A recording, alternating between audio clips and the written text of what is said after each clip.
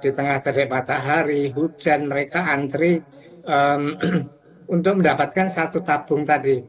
Nah, selama ini kan mereka beli di pengecer gitu ya, atau warung-warung yang dekat rumahnya tadi. Nah, sekarang harus ke pangkalan dan semua tertutup di situ. Nah, sehingga terjadilah antrian tadi dan saya meyakini kalau Pak Bahlil tadi mengatakan bahwa itu hanya sementara, saya meyakini tidak. Karena semua konsumen nanti tetap dia akan datang ke pangkalan dan terjadilah antrian tadi. Nah, kemudian yang kedua dengan melarang pengecer menjual LPG 3 kilo tadi, ini berpotensi untuk mematikan usaha akar rumput gitu ya. Kan yang selama ini kan jual LPG 3 kilo itu kan warung-warung dan pengusaha sangat kecil. Kalau nggak boleh jual lagi, mereka bisa bangkrut, mereka bisa jadi pengangguran, mereka bisa jadi miskin gitu ya. Kalau Bahlil berdalih bahwa ini menaikkan harga, ya jelas mereka menaikkan harga karena dia kulaannya belinya itu kan sesuai dengan HET. Nah, tentunya dia kan memperoleh profit. Tapi yang lebih penting konsumennya tidak keberatan gitu ya, karena dia lebih senang dekat dengan tempat tinggalnya sehingga tidak perlu transport, tidak perlu antri gitu. Dan bahkan ada yang 24 jam gitu ya, setiap saat ditentukan. Tapi kalau di pangkalan kan pada jam tertentu tutup tadi.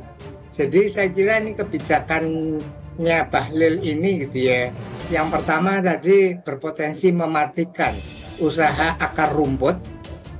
Yang kedua adalah menyusahkan orang miskin tadi. Yang antri tadi kan semua orang miskin. Saya kira tidak ada orang yang berkecukupan kemudian antri tadi hanya untuk dapat satu tabung gitu ya. Kalau masalah sesungguhnya itu kan karena subsidinya itu kan sangat sasaran. Kalau dikatakan kemudian tidak tepat sasaran, kemudian kan salah satu dalihnya pemerintah itu juga dikatakan selama ini untuk menata ulang tata kelola, dikatakan bahwa yang namanya LPG 3 kg itu kan sebenarnya penerimanya harusnya adalah masyarakat miskin gitu karena ada subsidinya. Nah, selama ini tidak tepat sasaran, berarti opsinya apa, Pak Fahmi? Bagaimana menata ulang? Nah, jadi masalahnya tadi kan subsidinya salah sasaran. Memang data menunjukkan dalam jumlah yang besar itu ya. Kalau nggak salah kalau digabung dengan BPN itu sekitar 120 triliun ya. Ini yang diselamatkan kan. Nah, tapi kalau solusinya melarang pedagang eceran tadi, ini tidak menyelesaikan masalah tapi menimbulkan masalah baru, antrian itu ya. Nah, menurut saya bagaimana agar tepat sasaran, ini harus diubah sistemnya itu ya, sistem distribusinya. Kalau selama ini Pertamina kan menggunakan sistem distribusi yang terbuka. Seperti sekarang ini gitu ya, by product itu. Ini memang mudah diimplementasikan, tapi pasti salah sasaran. Itu juga terjadi pada BBM juga, itu salah sasaran gitu ya.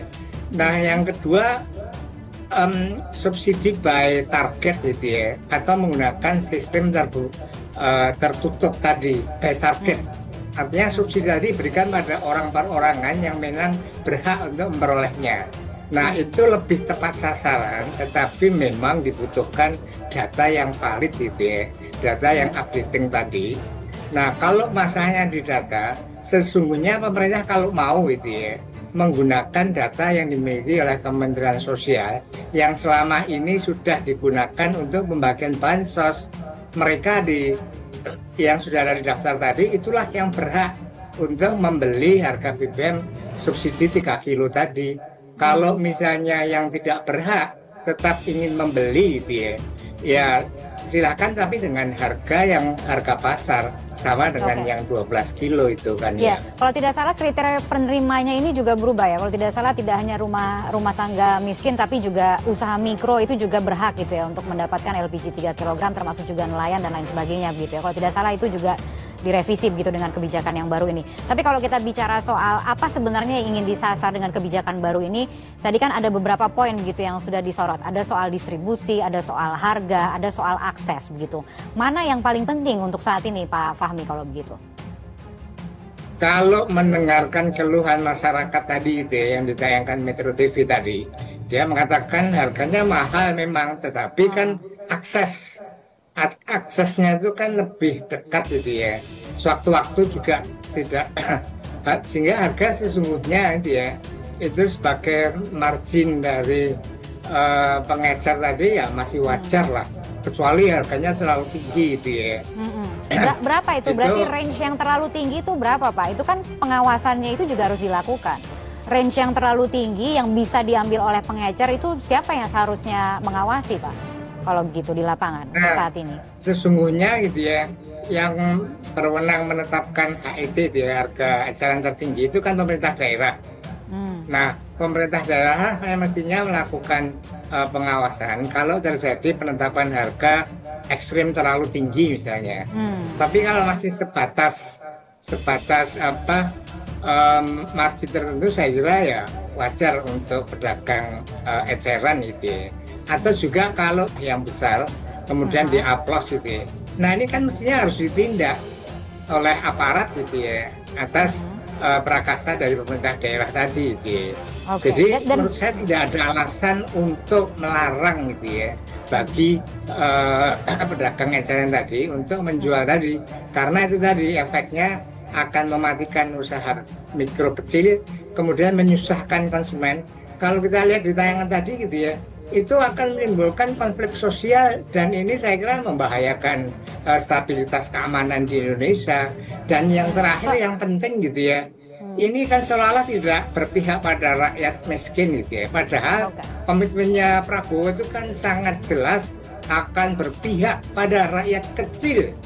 Nah ini justru menyusahkan orang miskin. Saya kira Pak Prabowo harus mengevaluasi dan harus mencabut kebijakan tadi dan mengizinkan pedagang eceran untuk tetap berjualan LPG 3 kilo itu kan ya. Oke, baik Pak Fahmi, supaya adil, tapi kemudian sebenarnya kan juga dibuka kesempatan bagi para pengecer ini untuk mendaftar, ya kan, untuk mendaftar melalui OSS, untuk mereka mendapatkan NIB, untuk kemudian mereka kalau menurut Pak Bahlil naik kelas begitu.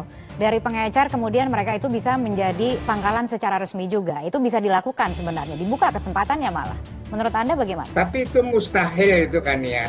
Karena untuk menjadi agen resmi, menjadi apalagi pangkalan, itu kan harus membeli dalam atau pulaan gitu ya, membeli dalam jumlah tertentu, harus dibayar gitu ya. Mereka nggak punya modal itu. Wong dia jual di warung itu paling antara 20 sampai 30 gitu ya. Mampunya kan seperti itu. Kalau di pangkalan dia harus membeli dalam jumlah yang besar dan itu dibutuhkan modal. Maka saya katakan itu mustahil gitu ya. Yang dikatakan Bahlil itu nggak masuk akal gitu ya, nggak sesuai dengan realita yang ada tadi.